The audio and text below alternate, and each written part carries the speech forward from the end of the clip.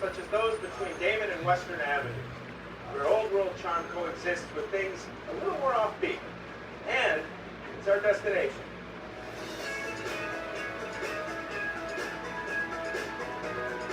Heading west on the number 66 Chicago Avenue bus, you'll find Ukrainian Village, a neighborhood where old traditions live on and new trends are popping up, making Yuki Village one of the city's most interesting and upcoming areas. Take the number 66 to Damon, and that's where you'll find Roto Fuji, a shop that could best be described as a toy store for grown-ups who are still young at heart. Roto Fuji is a designer toy store and gallery. We sell toys created by artists. While these plastic and vinyl toys are fun to look at, they aren't necessarily things you play with. The store mostly attracts young adults who collect the toys as artwork. On the weekends, it's not unusual for us to have people from 5 states and 2 countries come through the store, so it's really awesome. I used to buy all my vinyl toys and all my specialty stuff online, and it's so cool having something like this in Chicago. Roto Fuji's toys range from desktop figures to full-size models, and they can cost anywhere from a few dollars to a few $100s. Some of the most popular toys are little ones that come in a blind box. You're buying a box, but you don't know specifically which figure's in it, so there's kind of a mystery element to it, and there's what we call chase figures or mystery figures that aren't even shown on the package, and sometimes they're usually more rare. In addition to selling toys, the store serves as a gallery for local artists. So stop by and check out the unique toys and art at Roto Fuji. If you venture farther down Chicago Avenue on the number 66, you can't miss Kasha's Deli. It's been in the neighborhood for nearly 25 years. 7 days a week, customers flock to Kasha's for homemade cooking with Polish flair, and everyone has their favorites. The pierogies, they got good salads. The finger potatoes are good. The pork, breaded pork, veal, chicken, you name it. The tale of Kasha's Deli is truly an immigrant success story. Kasha Bober left Poland for the United States in search of a better life. After years of odd jobs and financial hardships, Kasha decided to open this deli simply because she was a good cook. It's a family business. I have one grandson and 2 granddaughters work for me, and my daughter and my son. Kasha quickly became famous for her pierogies, which are available in 11 different flavors. They are now sold at Jewel and Dominick's and in 13 states. Her pierogies have been voted as the best in Chicago 4 times, but it's the compliments from customers that Kasha cherishes. Sometimes he said, I love your pierogi, they are the best, I'll always buy in Jewel store. It was nice. Continuing west on Chicago Avenue to Western, you're going to find a new home of Liz's Pet Shop, another longtime resident of Ukrainian Village. While Liz specializes in holistic pet food for both our furry and feathered friends, it's the birds that have driven her passion for the past 25 years. But this isn't your average bird store. Here, birds are raised by Liz from the time they're chicks, and she won't let just anyone take one of her birds home. It's a matchmaking thing, and I love it. You would have to come in, spend time with it. I'd have to find out if you have an apartment or a house. Liz buys her birds from special breeders, and all of them are checked out by an avian veterinarian before they're sold.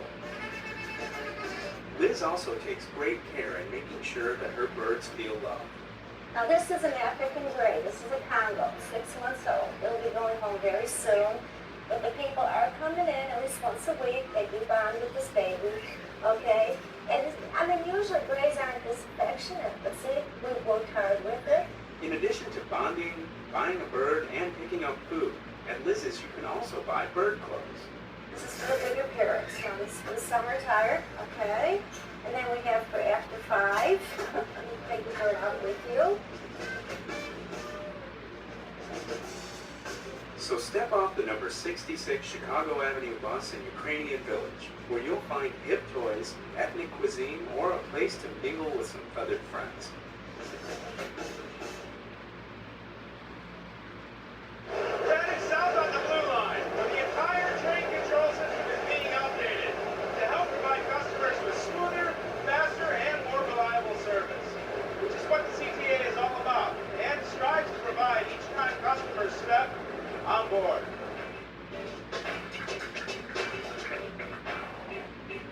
Service along the Blue Line from Forest Park Station to Jefferson Park Station is getting a major boost. The CTA is upgrading the train control system and the power supply along a 20-mile stretch of track. The current system has been in place for more than 40 years, and upgrades will help to improve the reliability of service for Blue Line customers.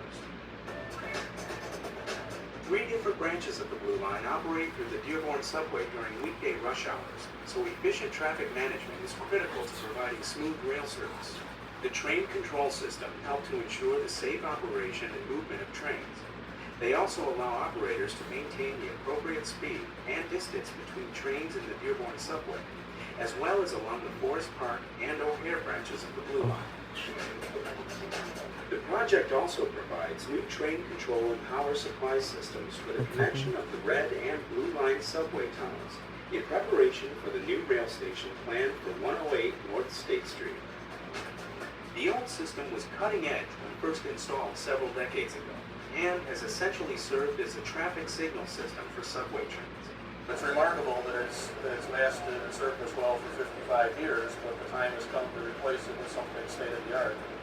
So what we're doing is we're removing the old automatic block signal lights, which you can see when you stand on the platform, and replacing them with a state-of-the-art CAT signal system, which is what we have throughout the rest of our railroad. The improved technology featured in the new system includes built-in safeguards and more detailed information displayed directly in the cab for the operator. The operator actually gets an electronic indication and has a control panel in the train cab that tells him when he can go faster or slow down, and even if he doesn't slow down in the time he's supposed to, the train will stop automatically for him. Another aspect to the Blue Line project is that the traction power cables that deliver the power to trains are also being replaced in the State and Dearborn subways. A person who purchases an old house may want to improve their electrical service. It's the same thing here. It's time that we replace the traction power cable to provide for better service, especially in light of the fact that we're operating newer, heavier trains. The system upgrade will also help reduce the CTA's operating costs, replacing old, maintenance-intensive equipment with new, state-of-the-art electronics. Much of the Blue Line's signal and track work is being done at night and on the weekends to minimize disruption. The project is expected to be completed in 2009, and while many of the upgrades won't be visible to customers, the reliability of Blue Line service will improve, as the CTA will be able to improve the efficiency with which trains are navigated through the system. Most customers won't notice a lot of difference in what they see every day, but they will notice a huge difference in the performance of the railroad.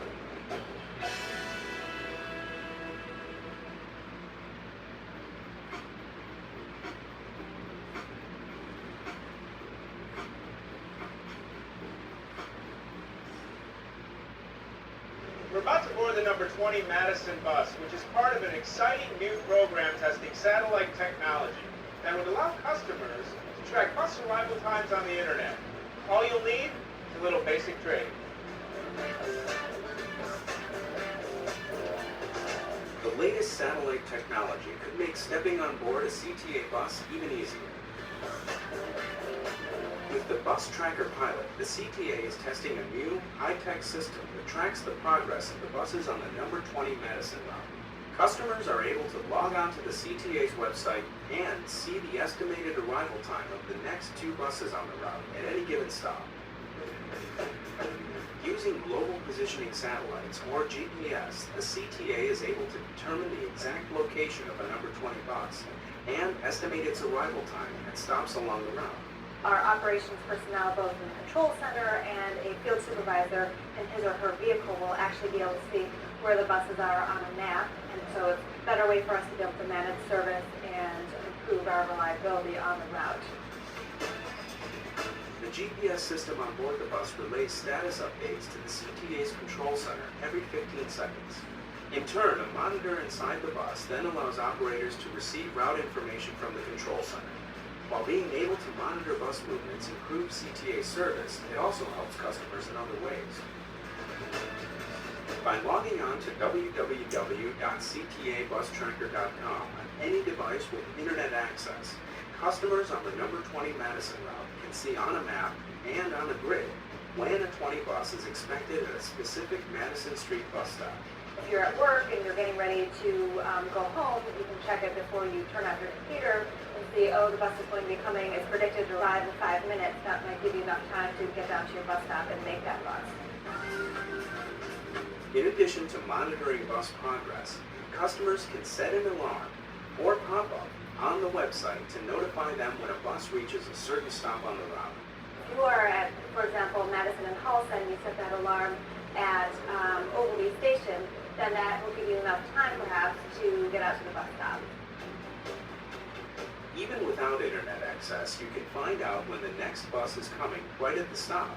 As part of the pilot, a message sign has been mounted on the westbound bus shelter at Madison and Jefferson.